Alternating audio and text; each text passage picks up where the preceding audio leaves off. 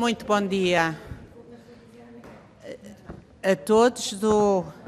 Vamos iniciar a audição à Associação dos Industriais Metalúrgicos, Metalomecânicos e Afins de Portugal.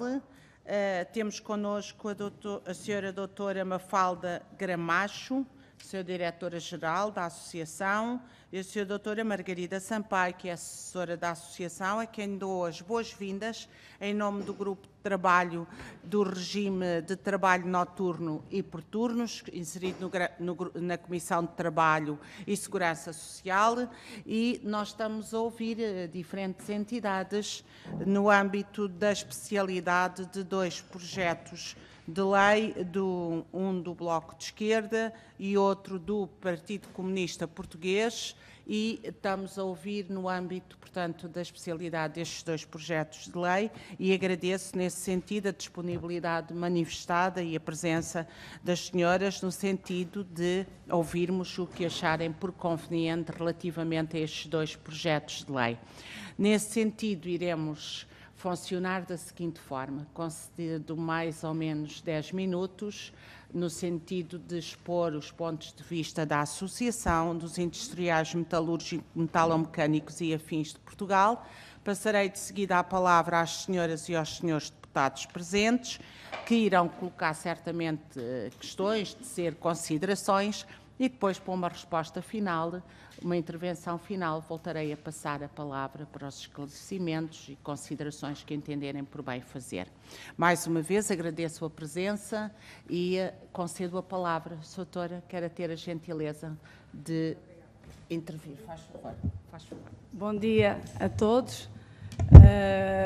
Cabe-me, antes de mais, agradecer a todos os senhores deputados, na presença da senhora Presidente, o convite que nos foi endereçado à EMAP para estar aqui presente, para sermos ouvidos e transmitir as nossas posições acerca dos projetos de leis do trabalho noturno e do trabalho por turnos apresentados pelos Partido Comunista Português e pelo Bloco de Esquerda, e para, de alguma forma, também fazer o enquadramento da nossa posição relativamente a esta matéria enquadrada no âmbito mais geral das normas de direito de trabalho e de toda a temática do direito laboral. Em primeiro lugar, eu gostava de deixar claro e gostava de transmitir que a EMAP é uma das estruturas pertencentes à CIP, e sabendo que a CIP já foi ouvida, quer com contributo escrito, quer no âmbito de uma audição, depois de escutar todos os seus associados, todas as suas estruturas, de certa forma fomos nós também já auscultados e transmitida a nossa posição. Por isso, cabe-me dizer que, relativamente a tudo aquilo que foi transmitido pela CIP, nós subscrevemos, nós reiteramos, revemo-nos e subscrevemos. No entanto, relativamente a algumas questões e a alguns pontos, gostávamos de desenvolver um bocadinho, nomeadamente naquilo que respeita ao setor metalúrgico e metalomecânico, que é o setor que aqui representamos. Antes de mais, gostava de referir o negativo impacto que uma alteração presentes nestes diplomas teria ao nível da competitividade das empresas, e também porque entendemos que esta matéria, quer o trabalho noturno, quer o trabalho por turnos, é uma matéria típica e sede da contratação coletiva, que é o instrumento adequado e privilegiado para estes temas.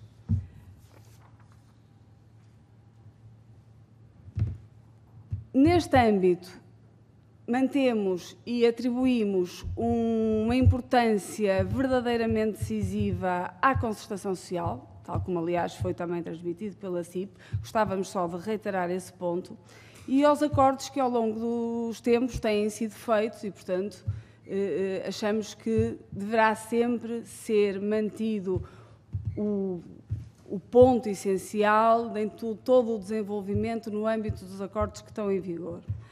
Por outro lado, relativamente às alterações ao Código do Trabalho, gostávamos só de relembrar um pequeno ponto. o Código de Trabalho surgiu e juntou uma série de diplomas legislativos de um âmbito que quem trabalha com isto há muitos anos, tínhamos dezenas de diplomas legislativos de vários anos, chegávamos ao ponto de ter alguns bastante antigos e, portanto, na junção e na adaptação de toda a legislação no Código de Trabalho, teve a vantagem de trazer alguma estabilidade. Logicamente que nada é estável para sempre, mas as matérias são de tal forma importantes que deverão sempre passar mais uma vez pela concertação social, independentemente do papel que, obviamente, a Assembleia da República tem na parte legislativa.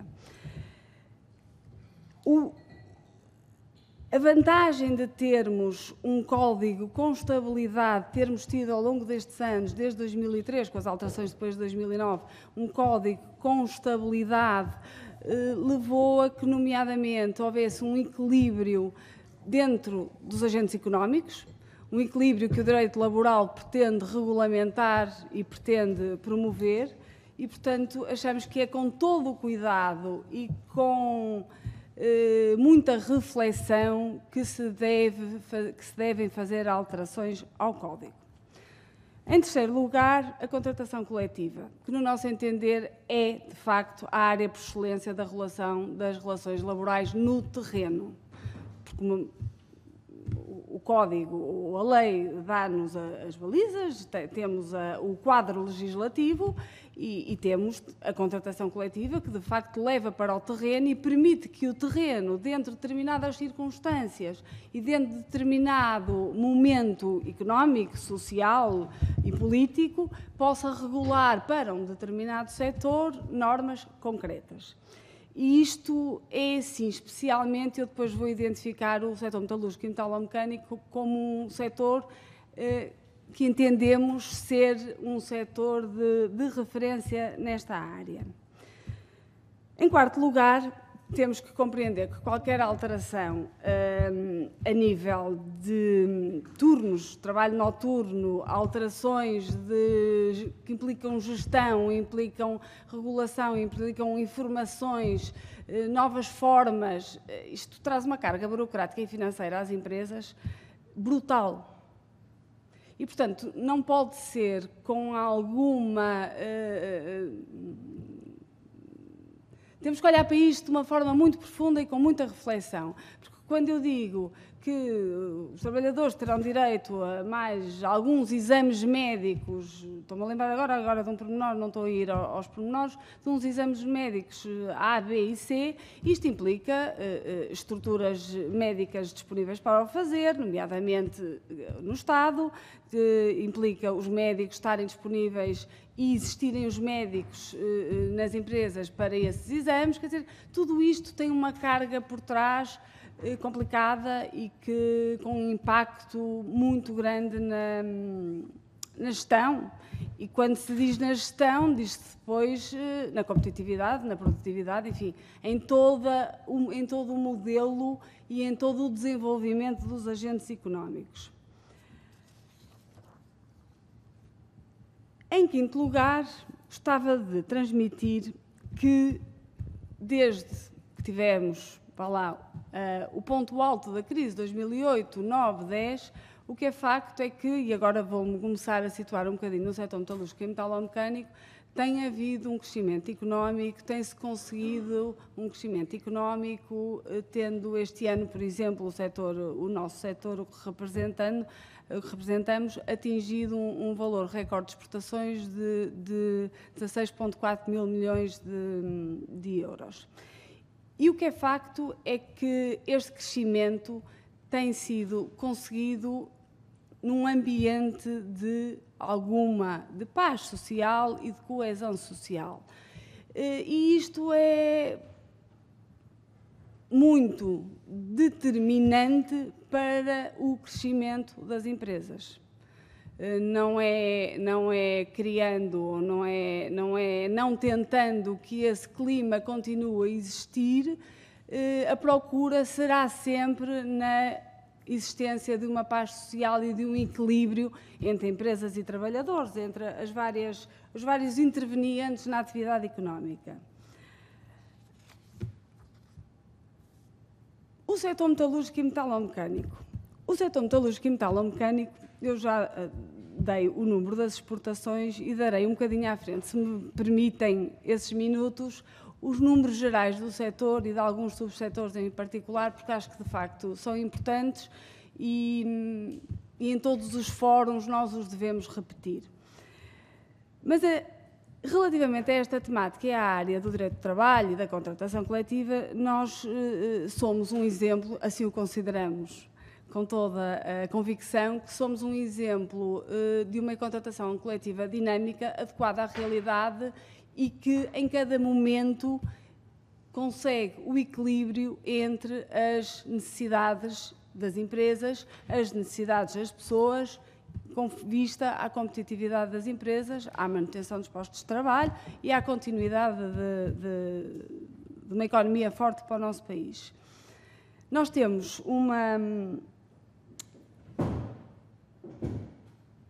fizemos, com as alterações do Código em 2013 e 2009, nós fomos uma associação que, de facto, quis reestruturar o setor. E quis reestruturar o setor como? Olhando para a contratação coletiva, se vir que eu estou a exceder muito, então já diga-me. E olhámos para uma reestruturação do setor, estávamos perante uma crise, as empresas estavam perante situações económicas adversas, perante uma globalização que em termos de exportações é muito complicada, e olhámos para o setor como? Com as empresas a olharem para atividades de mais-valia, como seja a certificação, a qualificação dos trabalhadores, a evolução da tecnologia, os investimentos em novos equipamentos, porque foi aí que houve grandes investimentos em novos equipamentos, e numa contratação coletiva dinâmica.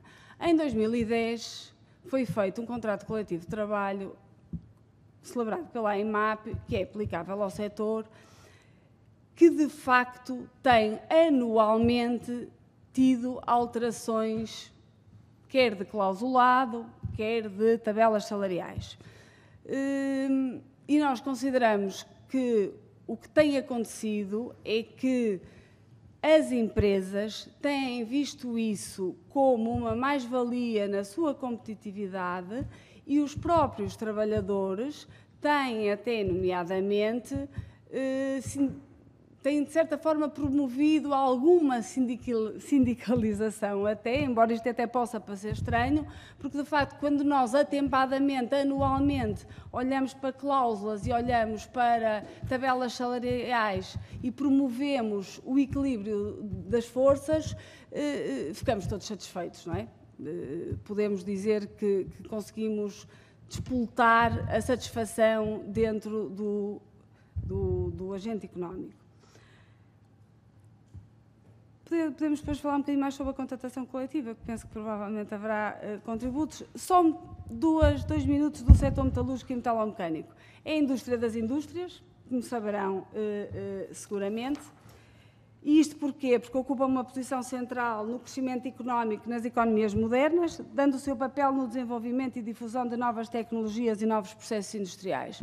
Ou seja, não há nenhum novo processo industrial na área do têxtil, do calçado, da marroquinaria, da construção, que não passe necessariamente por um desenvolvimento tecnológico das máquinas que os produzem. Portanto, é de facto um setor que deve ser olhado e acarinhado, olhado com atenção e acarinhado. Representamos neste momento 14% do PIB, 31% das exportações da indústria transformadora, 15 mil empresas, 200 mil trabalhadores, tendo tido um acréscimo este ano, no ano passado, de 17 mil, portanto neste momento já rondaremos os 217 mil, 28 mil milhões de faturação e, como já disse, 16,4 milhões de euros de exportação. Nós costumamos dividir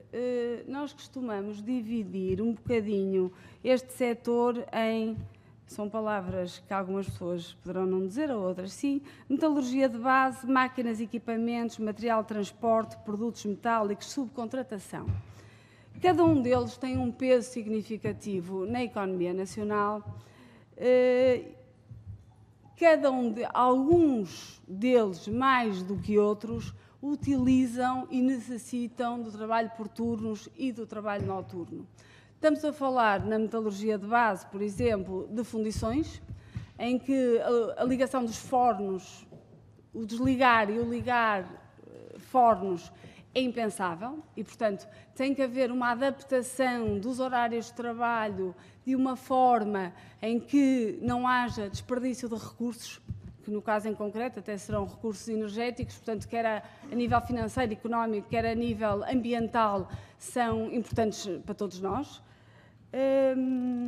Temos as máquinas e os equipamentos, como eu dizia, que são a base de todo o desenvolvimento económico. Nós não podemos pensar que estamos sentados numa cadeira que não tenha uma máquina por trás a fazer e um molde a construir, não é?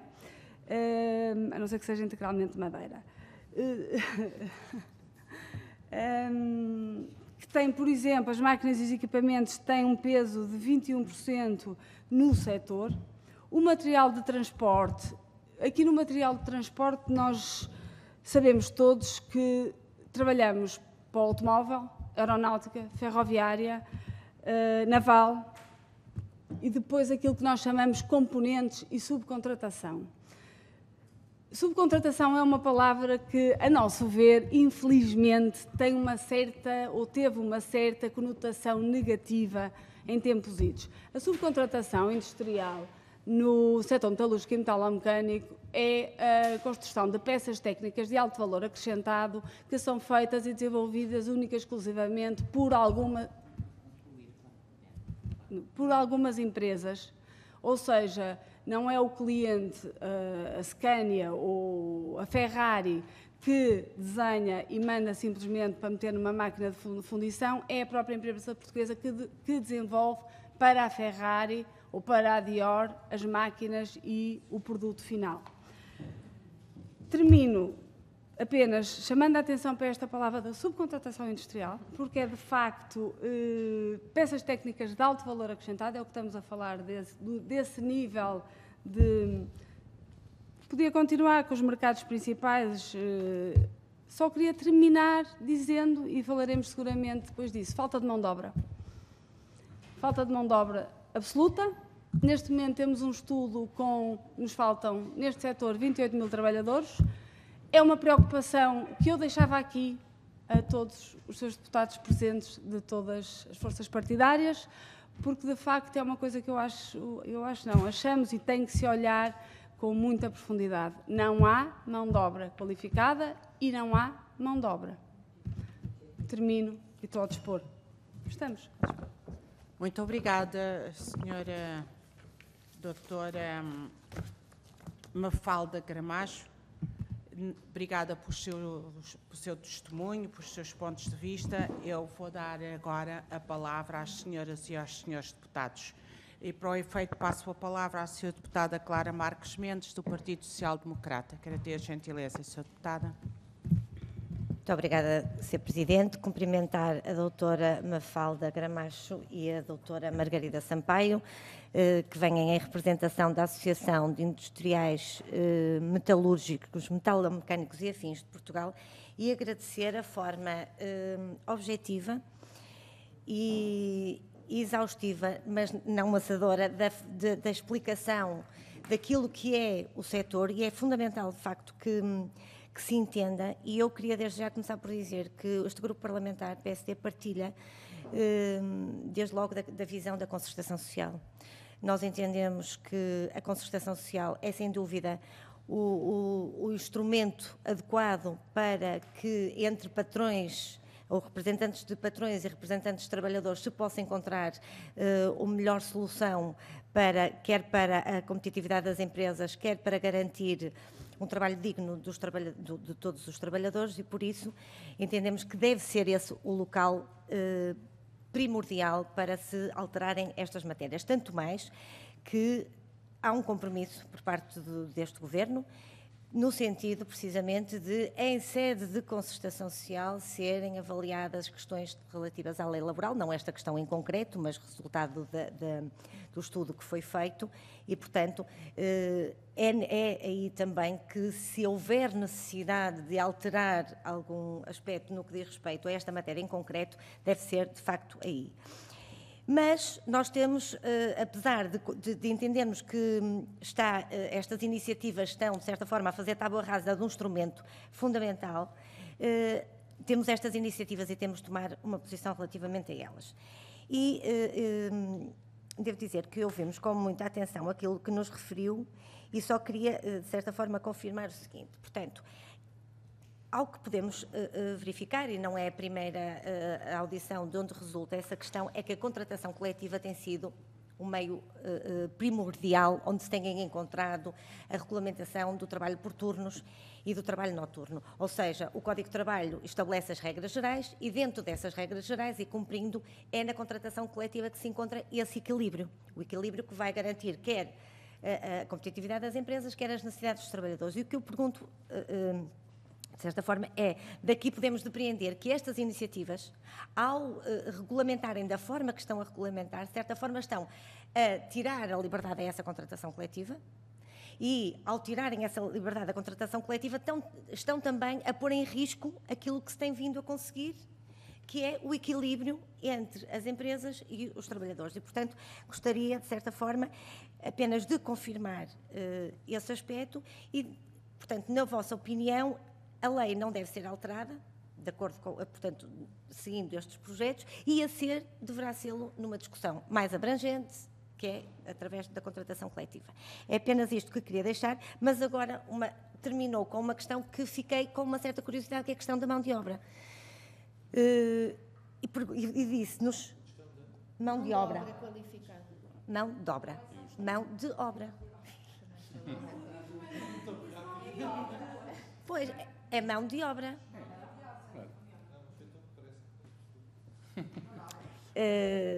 E a questão que referiu foi: não há nem mão de obra qualificada, nem há mão de obra.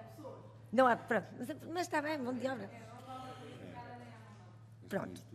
E eu perguntava, o que é que acha, como é que se pode resolver esta situação? O que é que está a falhar para não haver esta dificuldade em encontrar trabalhadores para este setor?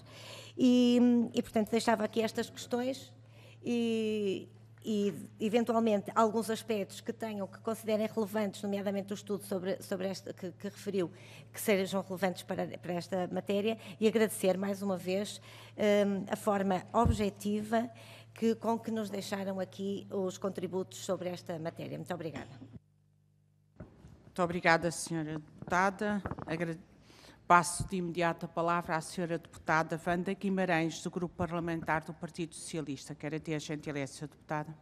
Muito obrigada, Sra. Presidente. Cumprimento também, em nome do Partido Socialista, a delegação da AEMAP, as doutoras Mafalda Gramacho e Margarida Sampaio, e gostava de fazer um breve enquadramento daquilo que se passa a nível europeu, porque é óbvio que quem esteve e participou em discussões sobre estes temas a nível europeu, com os parceiros sociais, dá-se conta que, de facto, os nossos modelos são muito diferentes entre o norte da Europa e o sul da Europa.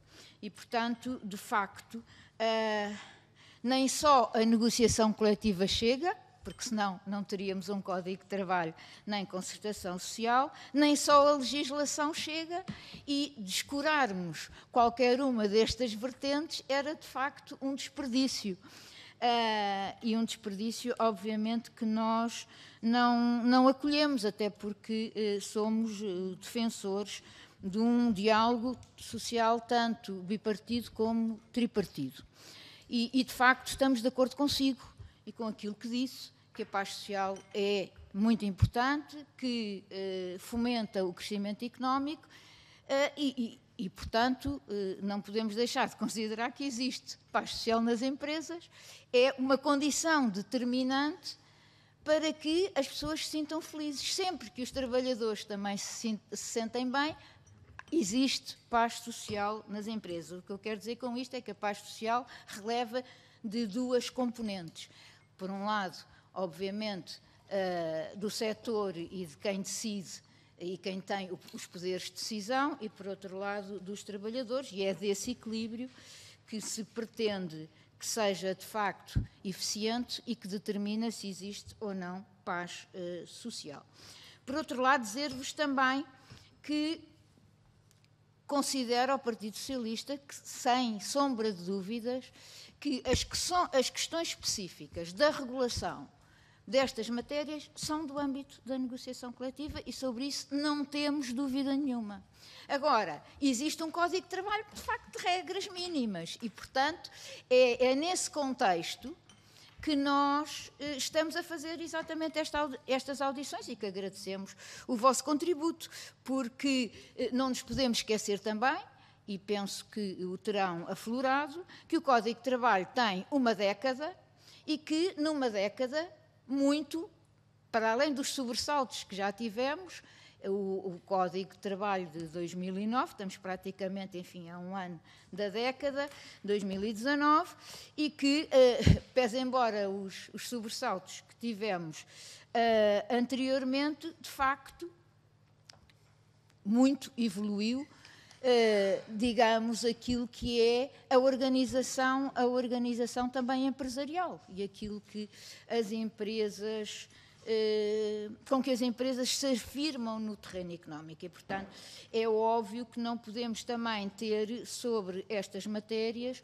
uma ideia completamente fixa sobre aquilo que existiu há uma década, não se pode mexer. Sim, há um Código de Trabalho e acho que é uma visão que é positiva, é da estabilidade do Código de Trabalho. Não se podem estar sempre a rever leis, obviamente, muito menos de um momento para o outro, mas há, de facto, relativamente a estas matérias, também alguma cimentação, algum cimento já, uma vez que passaram quase 10 anos. E toda a gente tem que compreender, e penso que também é uma opinião vossa, que os trabalhos por turnos e o trabalho noturno causam prejuízos grandes às pessoas, em termos do seu equilíbrio, em termos da sua organização familiar, enfim. Não vale sequer a pena estar a intervir muito sobre estas questões, que são, obviamente, do conhecimento e daquilo que é a voz comum relativamente a estas matérias. Não há ninguém que não perceba que ter um trabalho por turnos e que envolve, nomeadamente, trabalho noturno, é evidente que tem reflexo a nível da organização da família, tem reflexo a nível da saúde das pessoas, os ritmos de trabalho são completamente diferentes e, portanto, penso que estaremos de acordo com tudo aquilo que pudermos fazer para melhorar a vida das pessoas, as empresas também estarão, com certeza, interessadas, porque é uma maneira de terem os trabalhadores também, não só protegidos, mas também com, digamos, inseridos naquilo que a Organização Internacional de Trabalho agora promove, que é a felicidade no trabalho. E, portanto, nós agradecemos muito os vossos contributos, foram muito importantes para a ponderação daquilo que será a posição do Partido Socialista nesta matéria e, mais uma vez, agradecemos a vossa disponibilidade. Muito obrigada, Sra. Deputada. Wanda Guimarães, do Partido Socialista. Não está presente o Sr. Deputado do Bloco de Esquerda, José Soeiro, mas está em sua representação a doutora Joana Neto, que está a tomar as devidas notas e que não posso passar a palavra, mas que está a acompanhar esta audição e que está a tomar as devidas notas para transmitir ao Sr. Deputado que se encontra num outro compromisso, que a nossa vida é acumular agenda sobre agenda sobre agenda. Passo de imediato a palavra ao Sr. Deputado do CDS-PP, o Sr. Deputado António Carlos Monteiro. Quer ter a gentileza, por favor. Antes de mais, muito bom dia. Queria começar, em nome do CDS, por saudar a AIMAP. Este é, sem dúvida, um setor muito importante, eu diria mesmo que é o principal setor exportador, só que apesar de ser o principal setor exportador, não sendo tão sexy como o turismo, nem sempre recebe os elogios que o turismo recebe, mas para Portugal é, sem dúvida, o setor industrial fundamental, onde temos valor acrescentado significativo. E, do ponto de vista daquilo que é a componente do nosso setor industrial, é evidente que tem revelado uma energia e uma capacidade de atrair investimento e criar empregos que são muito importantes para o país, em especial quando estamos a falar em matérias laborais, daquilo que é a criação de emprego. E por isso, quando se organizou estas mesmas audições, e tendo sido sugeridos vários sindicatos para serem ouvidos nesta área, nós considerámos fundamental ouvir a AIMAP para termos o outro lado do setor e não termos, no fundo, um desequilíbrio nas audições em relação a esta matéria, porque esse desequilíbrio acontece quando se ouve apenas um dos lados e nem que seja pelo cansaço, tentar influenciar o decisor no sentido de tomar uma determinada posição. O Código de Trabalho tem aquilo que são as regras mínimas em relação a esta matéria da organização de trabalho, e quando se procura alterar o Código de Trabalho, ou alguém propõe, tem que ser, tendo em atenção, no nosso entender, aquilo que são o equilíbrio entre as partes e que o decisor político tem que garantir. E chamamos também a atenção que as alterações ao Código de Trabalho têm sido, por via de regra, precedidas de um acordo em concertação social. Um acordo onde estão presentes entidades empregadoras, trabalhadores e governo. E aquilo que tem sucedido, nomeadamente na última alteração que acabou por ser feita ao Código de Trabalho, bem como na anterior, é que não houve qualquer acordo e nós vemos com muita preocupação que se esteja, nesta legislatura, se esteja a fazer estas alterações sem um acordo de concertação social e às prestações, ou seja, é tema a tema, o que significa não garantir o equilíbrio entre as diferentes alterações que vão sendo feitas e entre as partes interessadas. E em matéria de organização de trabalho, neste ponto específico, não temos também nenhuma dúvida de que o fundamental é que a negociação coletiva funcione. E por isso, pedi-lhe que nos desenvolvesse um pouco aquilo que tem sido a evolução do contrato coletivo de trabalho em relação a este setor, tanto mais que as notas que nós temos tido, até por visitas que eu próprio tenho feito e o CDS tem feito a empresas deste mesmo setor, é que a dificuldade que existe neste momento é falta de mão de obra e falta de mão de obra qualificada, nomeadamente com as dificuldades que têm existido, inclusivamente, em matéria de financiamentos públicos para o sem-fim. E, portanto, eu gostaria de saber se nos pode informar de qual é o ponto de situação relativamente a esses investimentos, tanto mais que aquilo que nós podemos constatar é que em novembro do ano passado a taxa de execução na formação profissional por parte do Governo era apenas de 46% das verbas que tinham orçamentado e nós temos assistido com muita preocupação àquilo que têm sido as queixas do setor de falta de mão de obra. Estamos a falar de centenas e centenas de funcionários que são necessários e que não existem.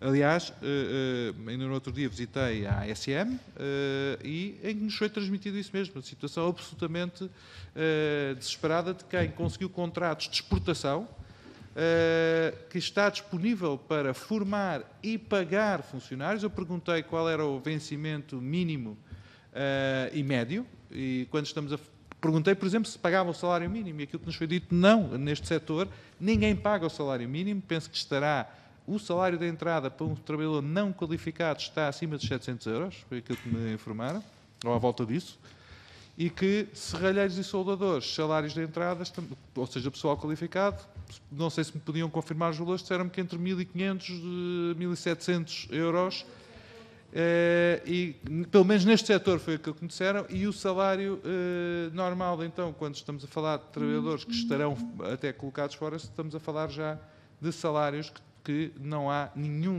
recém-licenciado que consiga obter neste país. E, portanto, termos um sistema em que as empresas precisam de trabalhadores e não os têm, em que pode haver setores em que a preocupação seja o salário mínimo, mas aqui não é de todo, e perceber o impacto que estas alterações podem ter neste setor e destruir aquilo que tem sido o valor acrescentado e aquilo que os trabalhadores têm beneficiado, é para nós muito importante, e queria agradecer todo o contributo que nos poderiam dar. Muito obrigado, Sr. Deputado.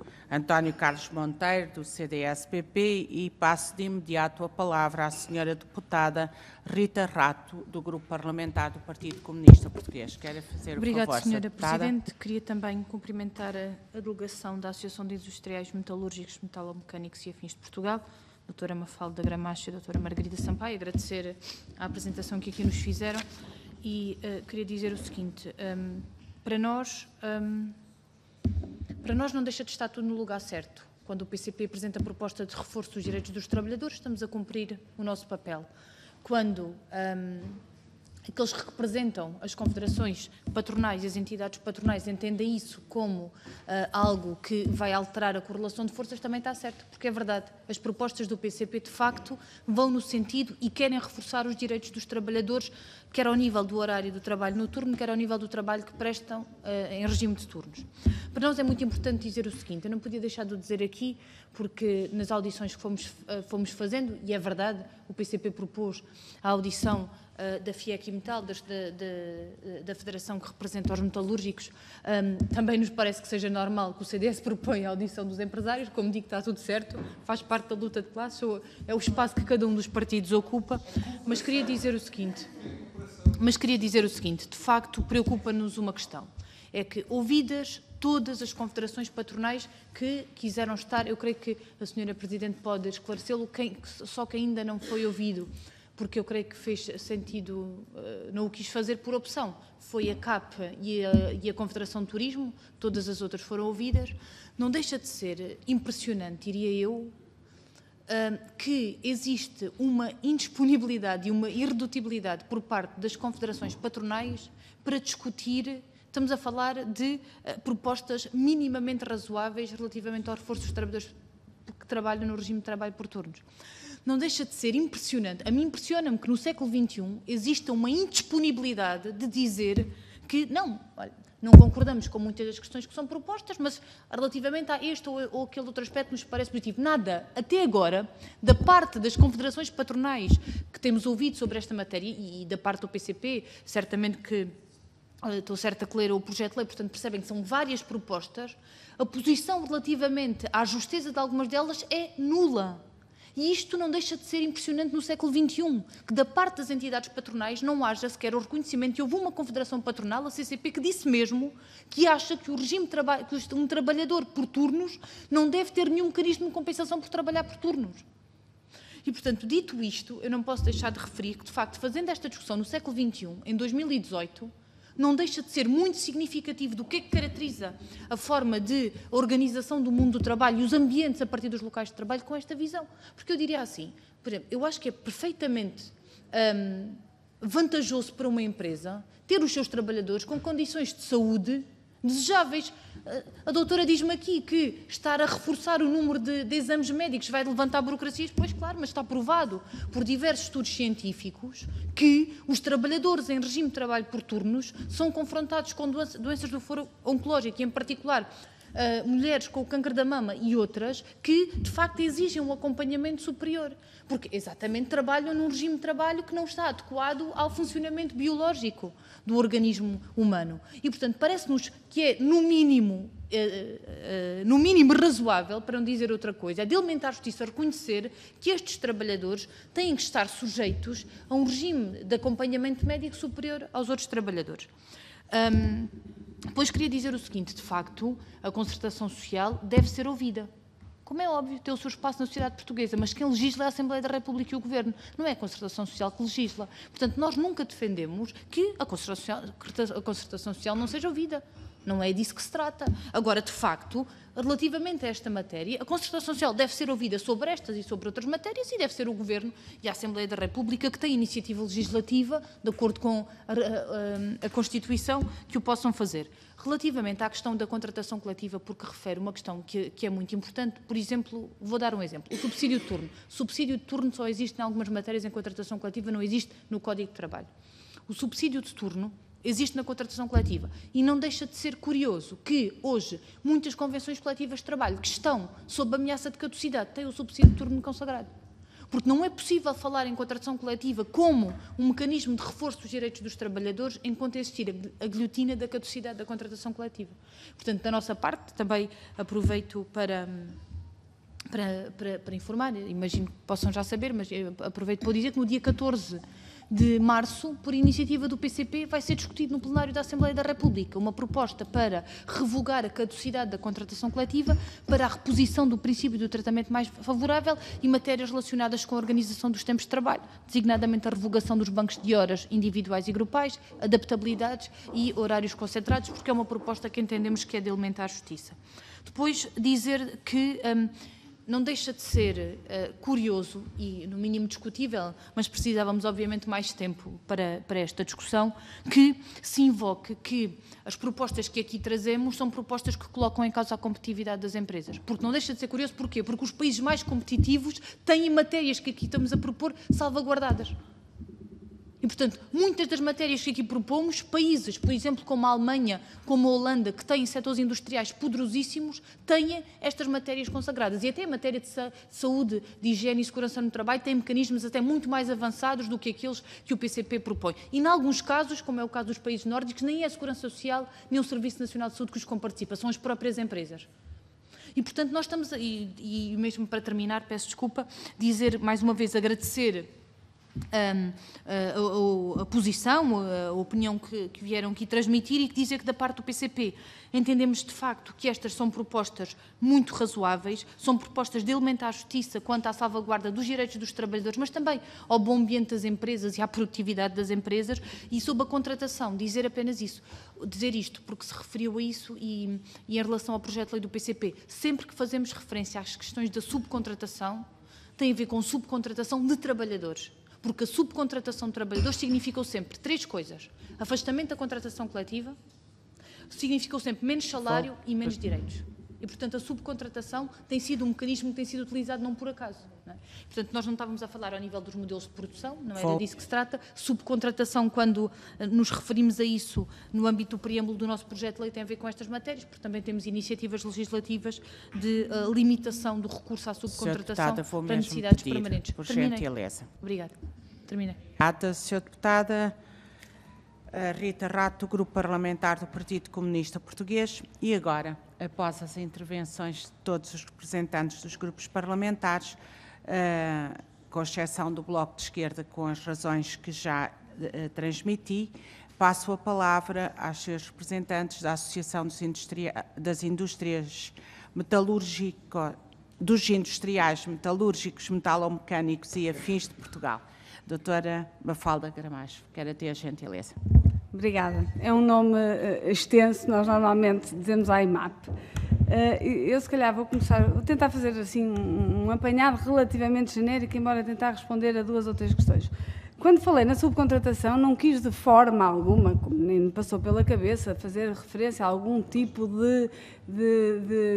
da palavra subcontratação utilizada pelo Partido Comunista Português em algumas iniciativas legislativas. Quis apenas chamar a atenção, uma vez que estamos aqui perante um grupo de deputados e que, portanto, têm responsabilidades no país, de uma área de atividade da maior importância para a nossa economia. Apenas isso, deixando só. Quanto à concertação social, de facto, temos visões diferentes. A Sra. Deputada acha que deve ser ouvida, nós achamos que é lá que deve ser negociado. Posições diferentes, estamos de acordo quanto a posições diferentes. Mas, de facto, e aí vou um bocadinho já para a intervenção anterior, o Código de Trabalho não pode ser alterado às fatias, quer dizer, nós não devemos, no nosso entendimento, olhar para um determinado assunto muito concreto, tratar dele, sem olhar para todo um conjunto de normas laborais, de concertação social e contratação coletiva. E, portanto, aí acho que, de facto, se deve ter, o Código de Trabalho existe, a concertação social entender-se-á mediante os parceiros sociais, o Código de Trabalho será ou não alterado na Assembleia da República e não nos podemos esquecer das fontes de direito. A contratação coletiva é uma fonte de direito e, portanto, nós temos também as associações e os sindicatos em conjunto a legislarem. E aí, uma vez que a legislação nacional, vamos lhe chamar assim, o permite e até o promove, deverão, em sede de contratação coletiva, quem está no terreno legislar para aquele setor em concreto. E é o que no setor metalúrgico e metalomecânico, eu sei que tiveram cá a FIEC Metal, nós conhecemos bem a FIEC Metal, portanto, sabemos bem quais são as posições de ambas as partes e de facto, nós no nosso setor temos, em 2009, 2007, com a possibilidade de caducidade dos contratos coletivos de trabalho, foram promovidas, foram disputados os processos de caducidade dos contratos coletivos de trabalho, que aliás eram contratos coletivos de trabalho em que os próprios trabalhadores, peço desculpa se falo em nome dos trabalhadores, não se reviam muitas vezes nas profissões atribuídas, porque eram profissões que vinham da PRT de 60 e tal. E, portanto, foi feito um esforço de reestruturação nessa área. De facto, com a FIEC Metal ainda não foi possível, achamos que será sempre possível continuar a discutir e chegar um dia a um entendimento. Foi possível com outro sindicato esse que abrange um número de trabalhadores considerável e que abrange depois todos os trabalhadores das nossas empresas por portaria de extensão. Quanto ao regime de turnos, nós temos regime de turnos. Quando caducámos os contratos coletivos de trabalho e quando renegociámos o novo contrato coletivo de trabalho, as alterações foram muito profundas mesmo. O regime de turnos manteve-se, simplesmente porque nas empresas do setor e o sindicato que representava os trabalhadores do setor, entendemos que as regras eram adequadas às necessidades de ambas as partes. Obviamente que eu falei em exames médicos, não me levo com leviandade a fazer exames médicos, mas temos que reconhecer que agora não me lembro do nome dos exames, mas são exames bastante específicos e que todos nós sabemos como é que é fazer exames médicos, como é que nos receitam. Portanto, foi apenas a ideia da contratação, da caducidade dos contratos coletivos de trabalho foi o objetivo de reestruturar o setor, as empresas e aquilo que poderia levar a que as empresas crescessem e a economia crescesse. Nós temos no trabalho por turnos uma série de condições benéficas para os trabalhadores. Não há nenhuma empresa que diga que, obviamente, que um trabalhador por turnos ou um trabalhador eminentemente noturno não tem mais alguma penosidade do que... Isso no nosso dia-a-dia, se tivermos que ficar a trabalhar até à noite, obviamente que é. Na contratação coletiva do nosso setor isso está previsto. Do conhecimento que eu tenho, está previsto, não sei se na maior parte, mas em considerável número de contratação coletiva e não houve da parte sequer das empresas, eu digo das empresas, digo da IMAP enquanto representante das empresas, alguma necessidade de alterar aquele regime. Houve um verdadeiro equilíbrio feito a uma mesa de negociações com representantes diretos de ambas as partes. Eu acho que, com os sindicatos, e exatamente, portanto, foi exatamente o terreno veio dizer aquilo que era adequado, exatamente. Penso que relativamente à evolução do setor, o que é que aconteceu desde 2009, 2010? Fizemos um novo contrato coletivo. Desde 2010 até agora, todos os anos tem havido negociação de tabelas salariais. Houve apenas um ano em que o grau mais baixo foi o salário mínimo, foi sempre acima do salário mínimo. Este ano prevê-se, à partida, que assim se conseguirá. Os salários da tabela são salários mínimos. Nós temos, como sabemos, um tecido empresarial no nosso setor de 80% de microempresas e, portanto, nós temos que compreender que as microempresas muitas vezes precisam de ter a hipótese também nas entradas dos trabalhadores. Agora, todos sabemos que os vencimentos que o Sr. Deputado referiu existem, são cada vez mais reais. A mão de obra qualificada é muito difícil, está difícil de ter mão de obra e ter mão de obra qualificada. quanto à formação profissional, entrando aqui pela mão de obra qualificada, houve um grande corte nos últimos anos nas verbas para a formação profissional, nomeadamente o CENFIM, que é o Centro de Formação Profissional da Indústria Metalúrgica e Metalomecânica, que forma pessoas de norte a sul e que tem 99,999% de empregados no setor, porque há um ou dois que vão para o estrangeiro.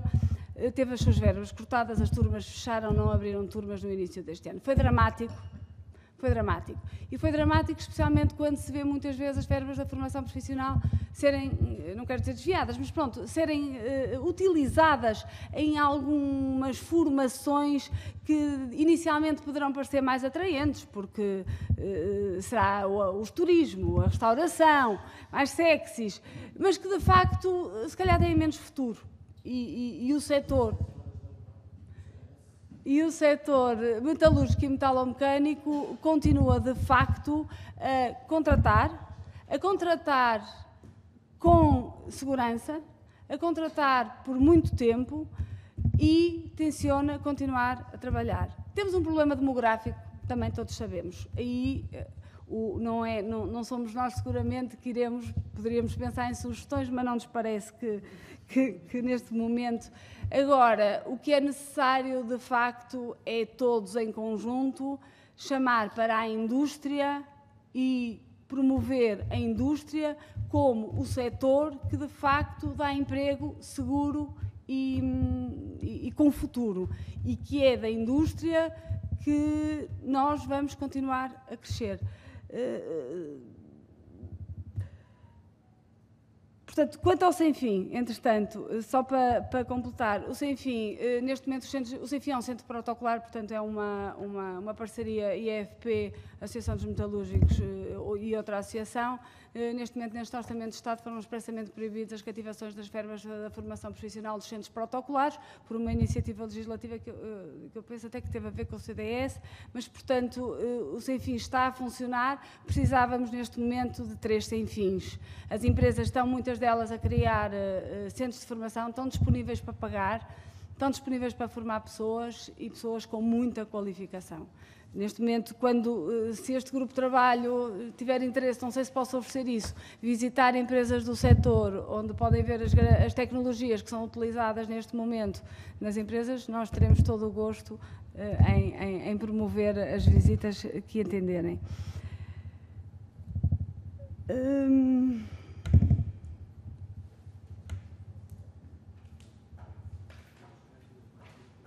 Os danos, já falámos, de facto, há danos, não há muita forma de evitar que existam os trabalhos por turnos e o trabalho noturno.